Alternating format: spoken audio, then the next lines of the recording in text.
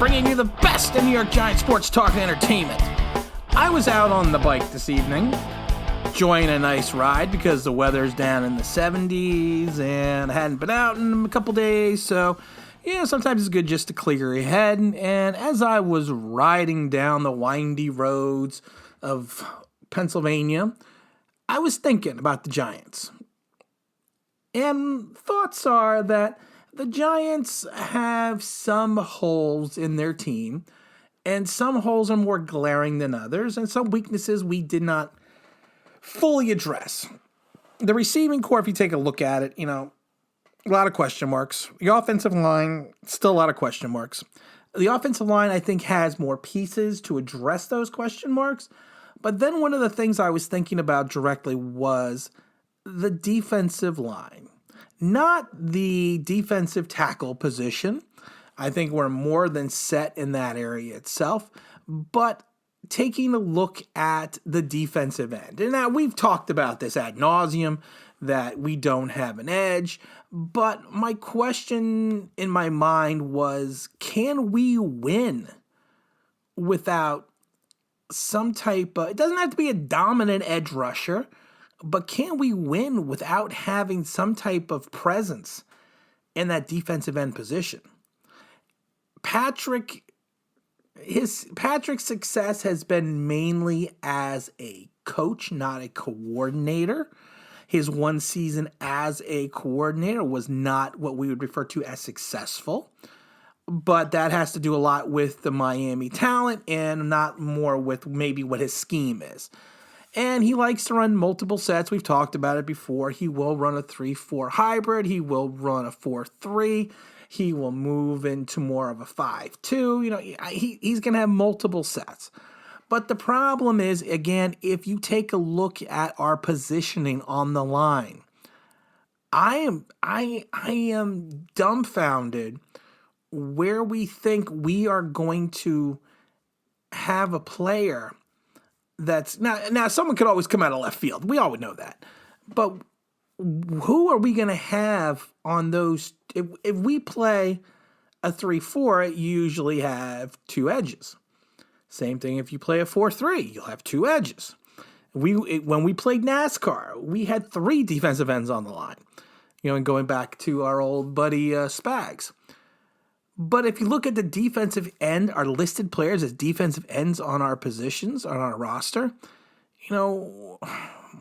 we got, two undrafted rookies we got three undrafted rookies that are just listed as defensive ends. And then if you break down the line itself, Leonard Williams wants to be paid as a defensive end, but the majority of his snaps were taken at the defensive tackle position, which is fine. So let's just leave him at the defensive tackle position. Same with Dalvin Tomlinson. He is a defensive tackle. Chris Slayton, he is basically a defensive tackle. RJ McIntosh is more of a defensive end, but this will be his third year, I believe, on the team. He only had 2 sacks last year after, I think he played in about 10 games. So, is he going to be filling into that position? No, I don't think so. Dexter Lawrence is a defensive tackle. BJ Hill, his strength is going to be as a defensive tackle. So you take a look at it and you're like, it's kind of scary that we really have no one on the roster that is truly a defensive end. Well, people go, well, Oshane Ximines. Well, Oshane is still listed as a linebacker. And honestly, at 6'4", 252 pounds, he's probably going to be better suited for the linebacker position. Cameron Fleming, he's an offensive tackle. I don't know why I'm thinking about Cam Fleming. I don't know why I'm thinking about Cam Fleming today.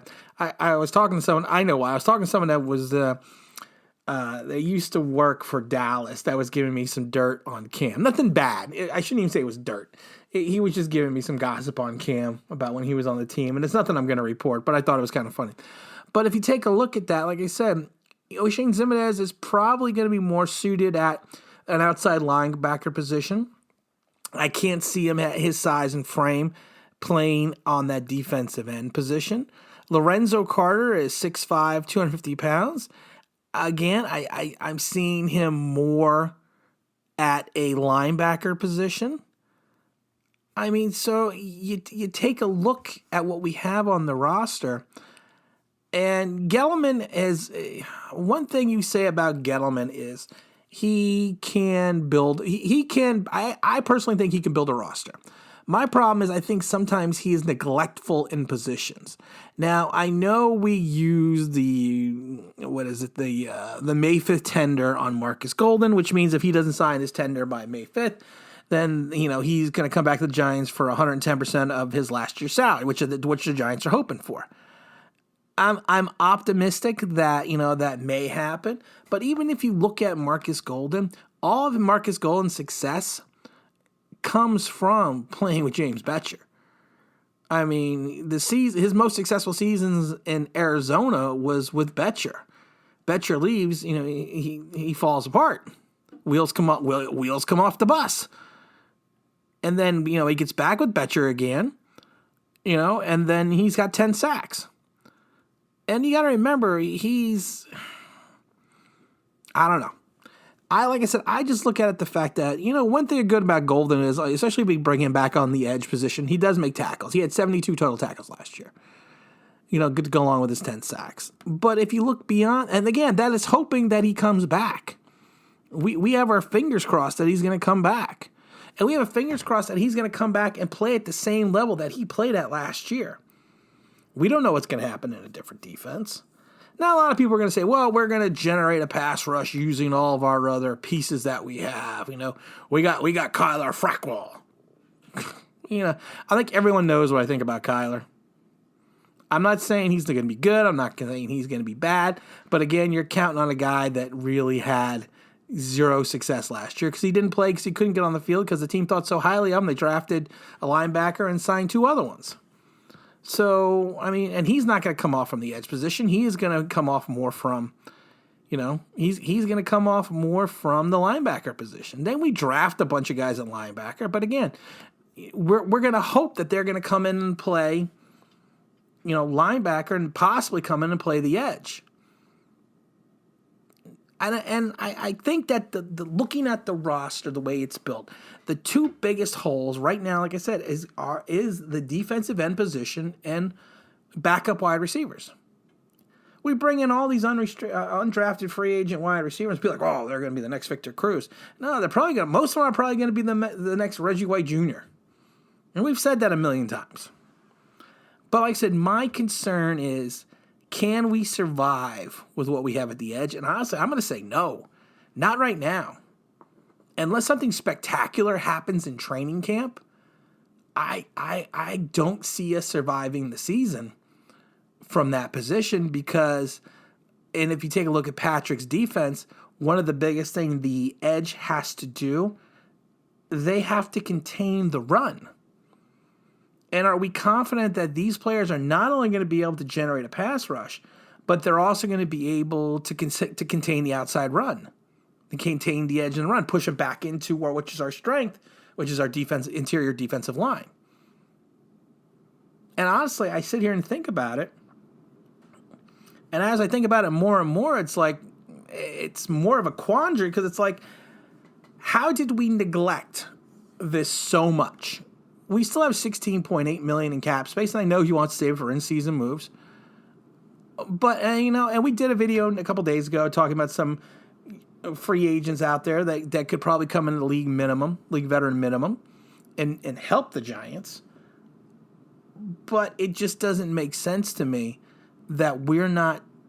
Like I said, maybe Gettleman has some unforeseen master plan.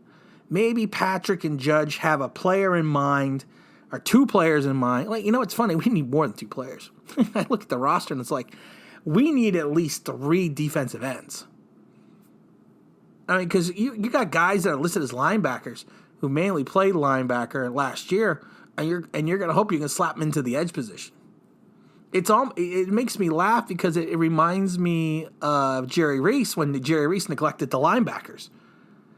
It's like, Dave Gettleman's doing the same thing, but doing it in reverse, and he's neglecting the defensive ends. You know, when we traded JPP, I wasn't totally against it. I understood we were doing it for cap reasons, but you basically took the most legitimate defensive end we had and shipped them off for nothing. So the question will be, and is going to be, can we survive? I don't know. I honestly don't. I'm gonna wait. I'm gonna hold judgment until we start camp. But do I have my concerns? Yes. Do I see us making some roster moves? I hope to God we do. But we kind of just have to have faith, see what Gettleman does. And again, this is Tim with Online Big Blue, bringing you the best in New York Giants sports talk and entertainment. And as always, if you could like, if you could subscribe, if you could ring the bell, I think you know what that means. I would say that'd be awesome, but that'd be pretty fantastic. And again, I appreciate you guys listening and watching. So thanks again.